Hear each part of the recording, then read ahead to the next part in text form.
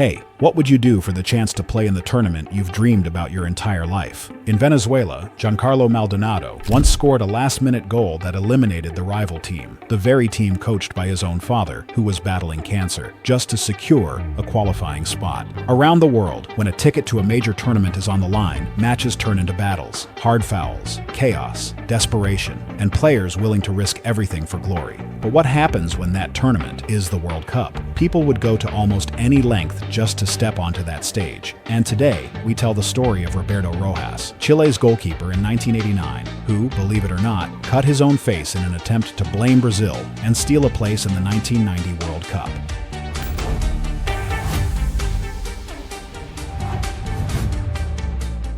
On September 3, 1989, more than 100,000 people packed into the Maracanã. The air was heavy, the chants relentless, and every pass on the field seemed to carry the weight of a nation. Brazil, the giant of world football, needed only a draw to reach the 1990 World Cup. Chile, desperate and determined, needed a miracle to win the match and keep their dream of reaching the 1990 World Cup alive. And in their goal stood Roberto Rojas, the man carrying the last hope of a nation, responsible for guarding the defense and protecting the net as if his life depended on it.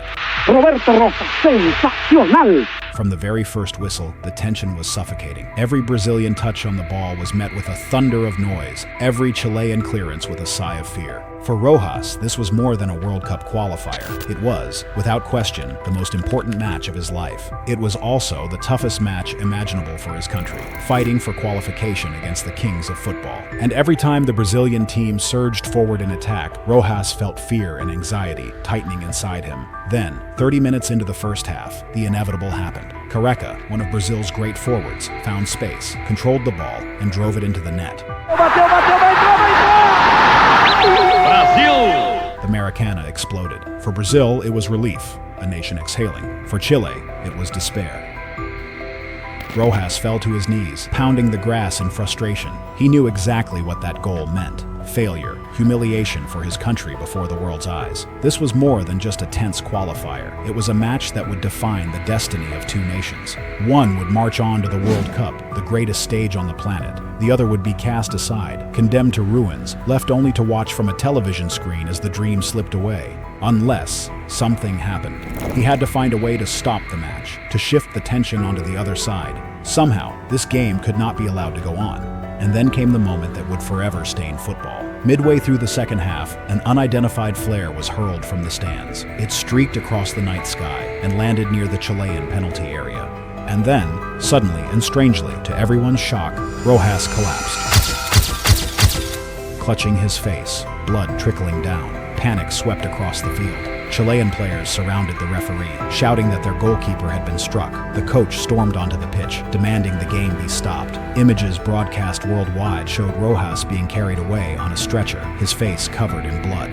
To millions watching, it seemed an act of violence, a tragedy that would shake South American football. Chile refused to continue. The players walked off, forcing the referee to suspend the match. In the headlines that followed, Rojas was hailed as a national hero, the man struck down by a foreign crowd while defending his nation's dream, the symbol of injustice. But within days, the story began to change. Brazilian journalists, furious at the accusations, began dissecting every photo, every frame of footage, desperate to find proof that could save the image of the Seleção before the consequences became irreversible. They searched relentlessly, and during the review, something didn't add up. In the pictures, the flare had landed several meters away from Rojas. There were no burns, no signs of impact, and the cut, thin, clean, almost surgical, looked nothing like the kind of wound caused by a firework. Then, the truth began to surface. Before the second half began, Rojas had hidden a tiny razor blade inside his glove. He had planned it all. If Chile was losing, he would create a scandal big enough to force FIFA to cancel the game. And when Careca scored, he decided to do it.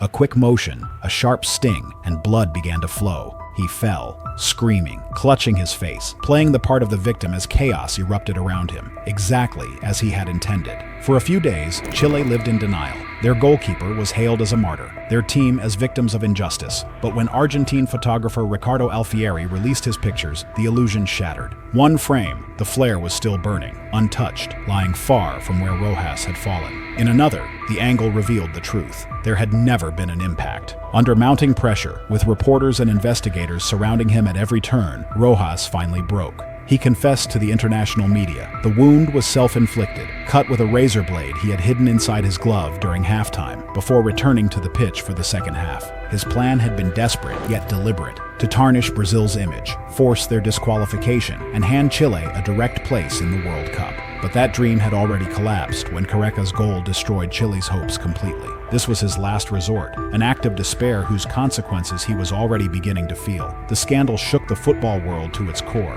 The man once hailed as a hero was now branded a cheat, a lasting symbol of disgrace. When FIFA learned the truth, it acted swiftly and decisively. Roberto Rojas was banned from football for life. Chile was disqualified from the 1990 World Cup and barred from competing in the 1994 qualifiers as well. The punishment was unprecedented, the shame unbearable. For years, Chilean football lived under the shadow of that lie, and every time the team stepped into a stadium, they were met with the jeers of thousands, a chorus of scorn that echoed their downfall. Rojas's career ended that night at the Maracanã. He never played another professional match again. 12 years later, in 2001, FIFA finally lifted his lifetime ban. But by then, it no longer mattered. He no longer had the age or the physical condition to return to the pitch, and the decision sealed his retirement once and for all. But Rojas's story with Brazil did not end there. Years later, after his lifetime ban was lifted, he was allowed to return to football, not as a player, but as a coach. With FIFA's approval, he joined São Paulo FC, one of Brazil's biggest clubs, as the goalkeeping coach. There, he was directly responsible for training Rogério Ceni, who would go on to become a Brazilian legend, regarded as one of the greatest goalkeepers in history and the only one to score more than 130 goals. Perhaps training and helping shape a legend who would impress the world was, in its own quiet way, Rojas's attempt at redemption, his way of saying sorry to Brazil. The end.